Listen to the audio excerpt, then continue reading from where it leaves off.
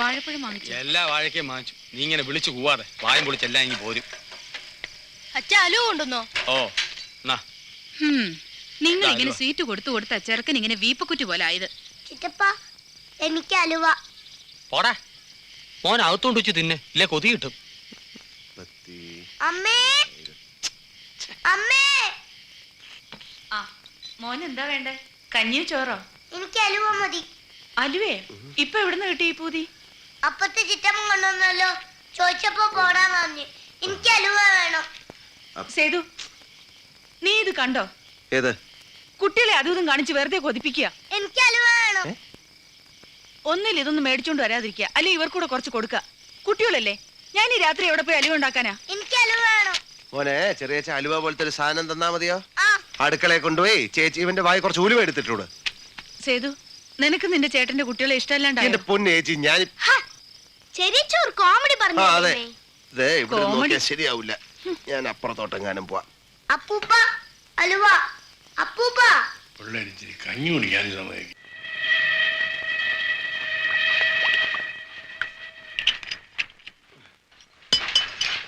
എന്താടി ഇവിടെ വെട്ടോ വെളിച്ചൊന്നുമില്ലേ? എല്ലാവരും ചത്ത. തണ്ണിവണ്ടി എത്തിയോ? തണ്ണിവണ്ടി നിന്റെ തന്ത. എന്റെ പിള്ളേരെ എവിടെ? ഉറങ്ങിയ? വയറ് നിറച്ച അലുവ കഴിച്ച ക്ഷീണം കൊണ്ടേ കുട്ടികൾ ഉറങ്ങിപ്പോയി. നീ എന്താണ് അവിടെ ഇവിടെയും തൊടാതെ സംസാരിക്കണേ? നീയും കണ്ടുപിടിച്ചോണ്ട. അവിടെ എവിടെയും തൊടാണ്ട് നിൽക്കുന്ന നിങ്ങളാ. എങ്ങനെ പറയാതിരിക്കും? കുട്ടികൾ ഒരു രേഷൻ അലുവ ചോദിച്ചെന്നും പറഞ്ഞ് നിങ്ങളുടെ അളിയനും പെങ്ങളും ഇനി പറയാൻ ബാക്കിയൊന്നുമില്ല. എന്തു പറഞ്ഞു? ചെന്ന് ചോദിച്ചു നോക്ക്.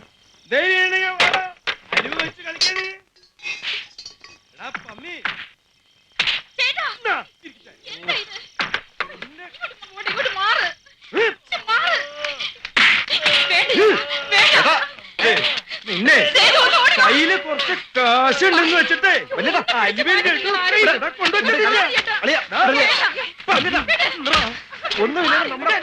ഭർത്താവായാള് ഇവനിവിടെ എന്താ കാര്യം?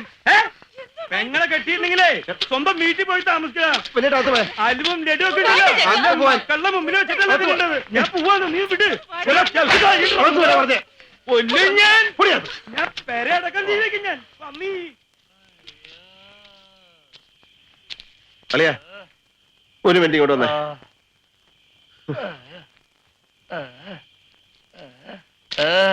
അളിയനോട് എനിക്കൊരു കാര്യം പറയാനുണ്ട്.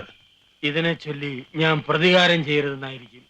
അല്ല, ഞാൻ കുടുംബകലഹം ഉണ്ടാക്കരുതെന്നായിരിക്കും. അല്ല, അളിയൻ ദയവ് ചെയ്ത് ഇനി ഈ വീട്ടിൽ അൽവ വാങ്ങിച്ചോട്ട് വരരുത്.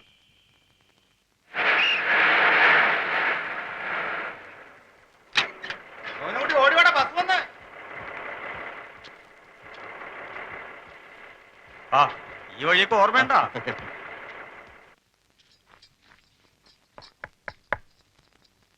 ആരോ വാതിലിൽ തട്ടുന്നു, ചെന്ന് നോക്കി. ചേച്ചി പോയേ, എനിക്ക് അടുപ്പിൽ തീ കൂട്ടണം. എന്റെ കൈ കണ്ടില്ലേ നീ? ചെന്ന് നോക്കടി.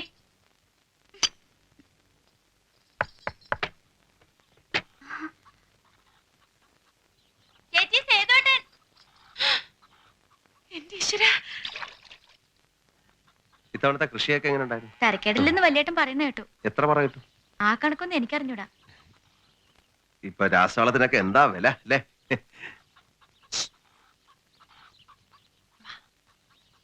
ഏട്ടനും എടുത്തി മോനെയും കൊണ്ട് സ്കൂളിൽ പോയിരിക്കാം. ഇന്ന് പേരൻസ് ഡേയാ. അത് ശരി, കഷ്ടമായിപ്പോയല്ലേ. ഇവിടുത്തെ സിന്ധി പശുവിന് ഇപ്പൊ എത്ര ലിറ്റർ പാല് കിട്ടും? അത് ചത്തിട്ട് 1 വർഷം കഴിഞ്ഞല്ലോ. ഒരു വർഷം മുമ്പ് പശു ചത്തു പോയല്ലേ? നീ ചെന്ന് ചായക്ക് ഇത്തിരി വെള്ളം വെച്ചേ. വേണ്ട, ചായ വേണ്ട. വേണം, ചായ വേണം. ചെല്ലേ.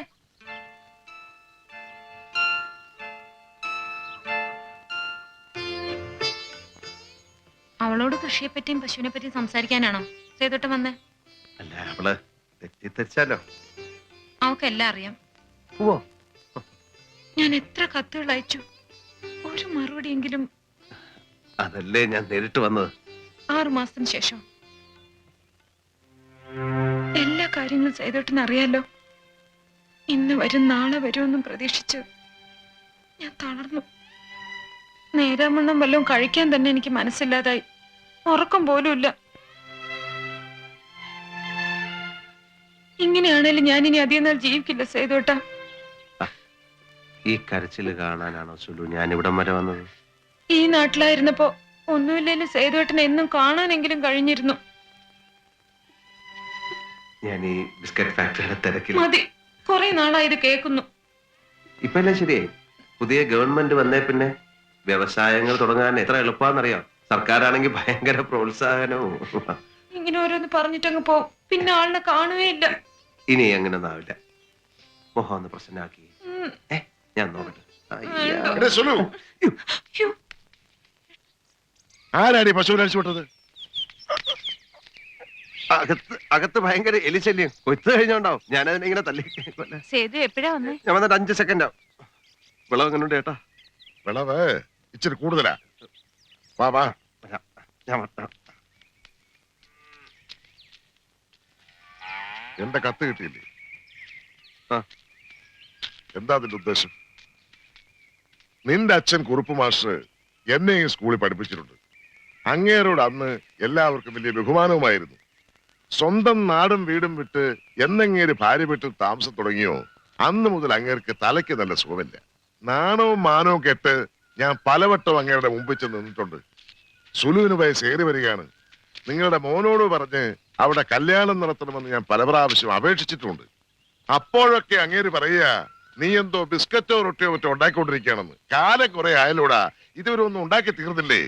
കല്യാണപ്രായം കഴിഞ്ഞൊരു പെണ്ണിനെ ഇന്ന് കെട്ടും നാളെ കെട്ടും എന്ന് പറഞ്ഞിങ്ങനെ നിർത്തിക്കൊണ്ടു പോവാനാവില്ല. എന്റെ സ്വന്തം കാലിലൊന്ന് നിന്നിട്ട്. അപ്പൊ ഈ രണ്ടും നിന്റെ കാലല്ലേ? അങ്ങനല്ല. നിന്റെ ഈ ഉരുണ്ടുകളി എന്നോട് വേണ്ട.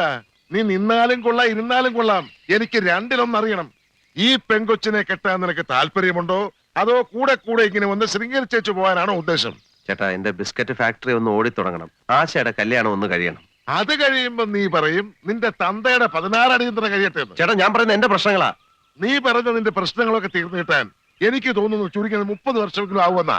അപ്പൊ പിന്നെ എന്റെ പ്രേതം വരും നിന്റെ കല്യാണം നടത്താൻ. ചേട്ടാ, കാര്യം പറയുമ്പോ തമാശയായിട്ട് കണ്ടരുത്. നീ ആരെയാടാ കാര്യം പറഞ്ഞ് പഠിപ്പിക്കുന്നത്? തന്തയുടെ ഇല്ലെങ്കിൽ പിന്നെ എന്തിനാടാ ആ പാവപ്പെട്ടിനെ മോഹിപ്പിച്ചത്? ഡാറ്റായണി ബിസ്ക്കറ്റ്. ലോകത്താരെങ്കിലും ബിസ്ക്കറ്റിന് ഡാറ്റായണെന്ന് പേരിടുകൂടാ. നിന്റെ ആ കിളവിത്തലയുടെ പേരിട്ടപ്പോഴേ ഞാൻ വിചാരിച്ചതാ കുണം പഠിക്കരുത്. മര്യാദയ്ക്ക് സംസാരിക്കണം. അമ്മയെ പറ്റി ആവശ്യമില്ലാത്ത കാര്യം പറയണ്ട. എങ്ങനെ എന്റെ വീട്ടിൽ കയറുമെന്ന് എന്നെ വിരട്ടുന്നു? ഇറങ്ങടാ ഇവിടുന്ന്.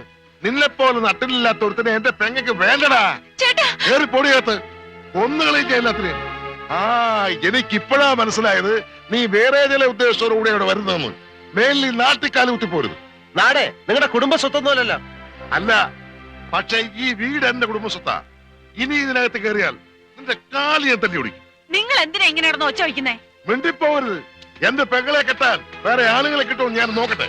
അയ്യോ, നീ ഇവിടെ കാണുകയോ സംസാരിക്കുകയോ ചെയ്താൽ ഒന്ന് കുഴിച്ചു മൂടിഞ്ഞ എല്ലാത്തിനെയും അകത്ത് കയറി പോടി.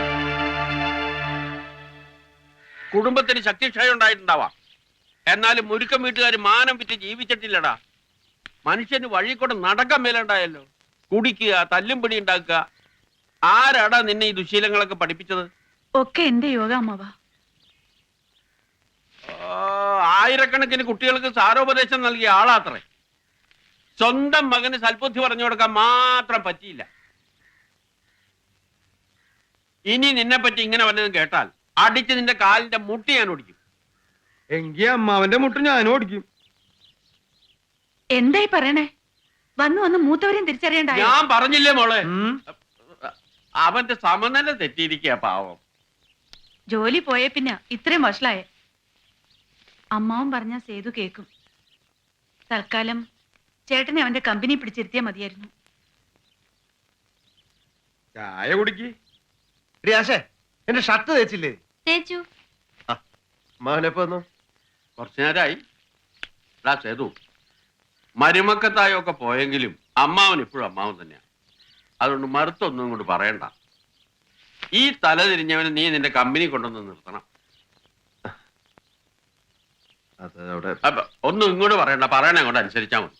മാസം തികയുമ്പോ എന്തെങ്കിലും ഒന്നൊരു ശമ്പളമായിട്ട് കൊടുത്തേക്കണം, അത് മതി. എനിക്ക് കുറച്ച് ജോലിയുണ്ട്.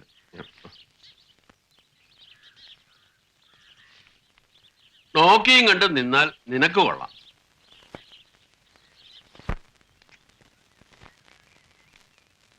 മുതലാളിക്കൊരു കത്തുണ്ട്. അഡ്രസ് എഴുതിയ കൈപ്പട കണ്ടിട്ട് മറ്റേ കത്താണെന്ന് തോന്നുന്നു. ഏത് മറ്റേ കത്ത്? നീ വന്നേ, നീ വരാൻ. നീ എന്താടാ ആളുകളുടെ മുമ്പിൽ വെച്ച് മോന്ത കൊണ്ട് ഡാൻസ് കാണിക്കുന്നത്? ഇത് മറ്റേ കത്താണോ മറച്ച കത്താണോ എന്ന് ഞാൻ തീരുമാനിച്ചോളാം. കൂടുതൽ സ്വാതന്ത്ര്യം എടുക്കണ്ട കേട്ടോ.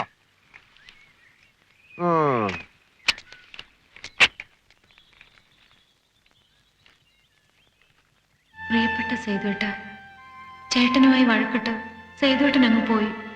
എന്റെ സ്ഥിതി എന്തായിരിക്കുമെന്ന് സേതുവേട്ടൻ ആലോചിച്ചോ? ഒരു ആശ്വാസവാക്കെങ്കിലും പറയണമെന്ന് തോന്നിയില്ലല്ലോ. ഞാൻ ഉരുകി ഉരുകി ചത്തുപോട്ടെന്നാണ്. ചേട്ടൻ എനിക്ക് വേറെ കല്യാണം ആലോചിക്കുകയാണ്. ഒന്ന് വേഗം വരൂ എന്റെ സേതുവേട്ട. ഇനി സേതുവേട്ടൻ വരുന്നതും പ്രതീക്ഷിച്ച് ഞാൻ എന്നും നമ്മുടെ ആ പഴയ അടിയോടിയുടെ വാഴത്തോപ്പിൽ കാത്തു നിൽക്കും.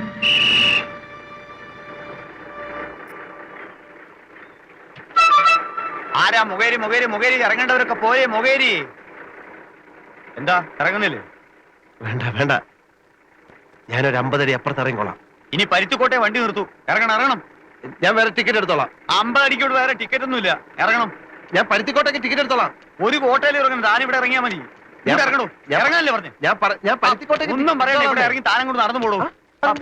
രാവിലെ മനുഷ്യനെ മെനക്കെടുത്താൽ ഒരു തോമയെ കയറിക്കോളൂ. ഞാൻ അങ്ങോട്ട് ഇറങ്ങണു. ആ പോവാം.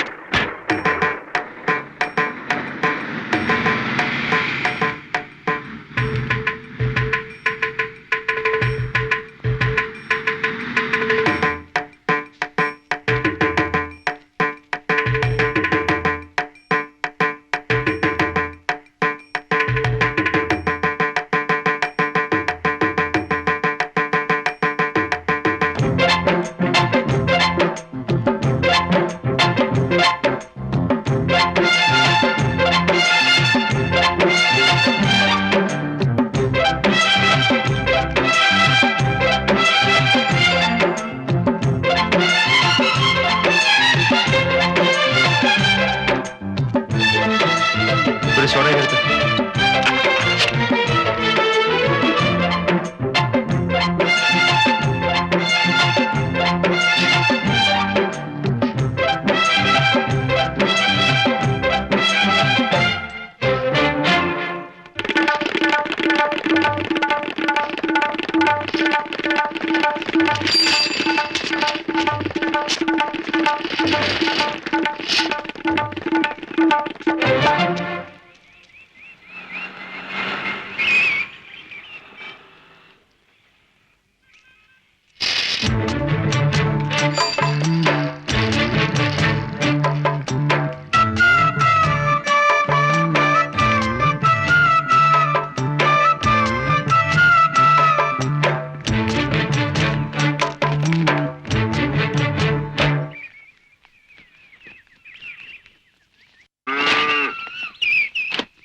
അവളെന്തിന് ചേച്ചി? ഞാൻ കണ്ടില്ല. കണ്ടില്ലേ? കടുകുമണിയാ കാണാതെ നിൽക്കാൻ. എടേ സുനു എവിടെയാടി? അവളെ ശ്യാമയുടെ വീട്ടിൽ അവളെങ്ങനെ പറഞ്ഞോ? ചാവയെ കഞ്ഞി എല്ലാത്തിനും ഞാൻ ഇവിടെ അടിച്ചിറക്കും.